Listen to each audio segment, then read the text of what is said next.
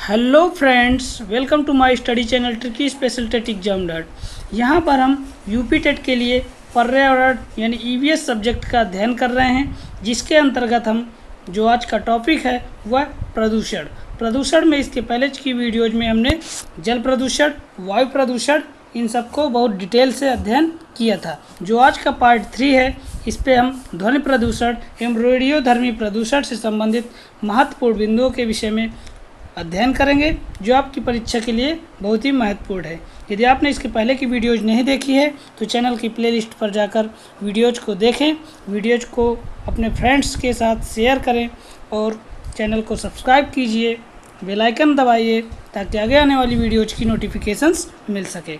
आइए देखते हैं प्रदूषण से संबंधित महत्वपूर्ण बिंदुओं। ध्वनि प्रदूषण से जितने भी क्वेश्चंस एग्जाम में पूछे जाते हैं उन सभी को इस वीडियो के अंतर्गत सम्मिलित किया गया है। यहाँ से आपका पहला ही क्वेश्चंस वेरी इंपॉर्टेंट है, जो कि कई बार एग्जाम में पूछा गया है। ध्वनि की तीव्रता का मापन किससे किया जाता है? तो ध्वनि की तीव्रता का मापन डेसिबल से किया जाता है। फिर ध्वनि तरंगों से भी क्वेश्चन एग्जाम में खूब पूछता है। तो ध्वनि तरंगे 3 प्रकार की होती हैं। अवश्रव्य तरंगे वे तरंगे होती हैं जिनकी आवृत्ति 20 हर्ट्ज से कम होती है।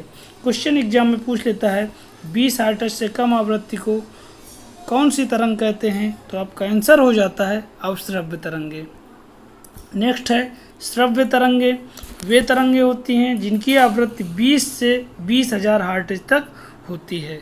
ये सभी तरंगे श्रव्य तरंगे कहलाती हैं। नेक्स्ट वेरी इंपॉर्टेंट, कई बार यहाँ से डायरेक्टली क्वेश्चंस पूछा गया है। पराश्रव्य तरंगे कौन सी होती हैं? पराश्रव्य तरंगे वे तरंगे होती हैं जिनकी आवृत्ति 20,000 हर्ट्ज से अधिक होती है, वो सभी पराश्रव्य तरंगे होती हैं। पराश्रव्य तरंगों का प्रयोग सोनार नामक एक यंत्र होता है, जो कि समुद्र में गहराई में जो भी वस्तुएं छिपी होती हैं उन्हें खोजने के लिए इन तरंगों का प्रयोग करते हैं। फिर यहाँ से क्वेश्चन आपका बनता है सामान्य बातचीत की ध्वनि तीव्रता कितनी होती है WHO के अनुसार? WHO आपका विश्व स्वास्थ्य संगठन है, जिसका मुख्यालय जेनेवा में है। तो सामान्य बातचीत की ध्वनि तीव्रता की जो होती है ध्वनि तीव्रता वो 45 dB होती है। किसके अनुसार? तो WHO के अनुसार।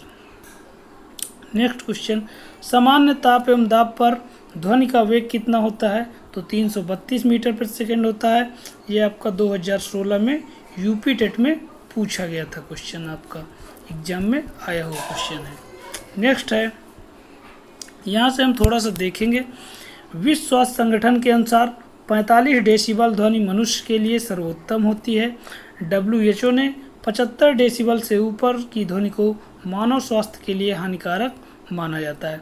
WHO ने बताया है कि जो भी हमारी सामान्य बातचीत के लिए है उसकी रेंज होना चाहिए 45 डेसिबल, और 75 से यदि अधिक है तो हमारे स्वास्थ्य के लिए बहुत ही हानिकारक है। एक साधारण मानव ज़्यादा से ज़्यादा 130 डेसिबल तक की तीव्रता वाली ध्वनि सुन सकता है, लेकिन 85 डेसिबल से अधिक ध्वनि में व्यक्ति बहरा हो जाता है, और 150 डेसिबल की ध्वनि व्यक्ति को बहुत ही अधिक नुकसान करती है। फिर नेक्स्ट है वेरी इंपॉर्टेंट क्वेश्चन, डायरेक्टली ये कई बार एग्जाम में पूछा गया है। ग्रीन मफलर का संबंध किससे है? तो सबसे पहले आपको लिखना है ग्रीन मफलर का संबंध ध्वनि प्रदूषण से है। आइए देखते हैं। ग्रीन मफलर ध्वनि प्रदूषण से संबंधित है। इस योजना के अंतर्गत ध्वनि प्रदूषण को कम करने के लिए नीम व अशोक के पेड़ लगाए जाते हैं। एक बार क्वेश्चन ARO में पूछा गया था कि किन वृक्षों को लगाने जाते हैं जिससे ध्वनि प्रदूषण को कम किया जा सकता है? तो नीम और अशोक के पेड़। ध्वनि प्रदूषण कितने डेसिबल ध्वनि से होता है? तो ध्वनि प्रदूषण 80 से 90 डेसिबल है, तो हम कहेंगे कि यह ध्वनि प्रदूषण है। फिर रेडियोधर्मी प्रदूषण रेडियो एक्टिव पदार्थों से होता है। तो रेडियो एक्टिव पदार्थों के विकिरण अल्फा बीटा गामा जो किरणें होती हैं, इनसे जो जनित प्रदूषण होता है वह हमारा रेडियोधर्मी प्रदूषण या नाभिकीय प्रदूषण कहलाता है। रेडियोधर्मी प्रदूषण के मापन की इकाई रोन्टेजन है, और कभी कभार रोन्टेजन न देकर ऑप्शन में क्यूरी भी मिलता है। वेरी इंपॉर्टेंट क्वेश्चन जो कि एग्जाम में डायरेक्टली पूछा गया है। एक्स किरण की खोज किसने की थी? तो एक्स किरण की खोज विलियम रोंटेजन ने की थी। किसने की थी? विलियम रोंटेजन ने।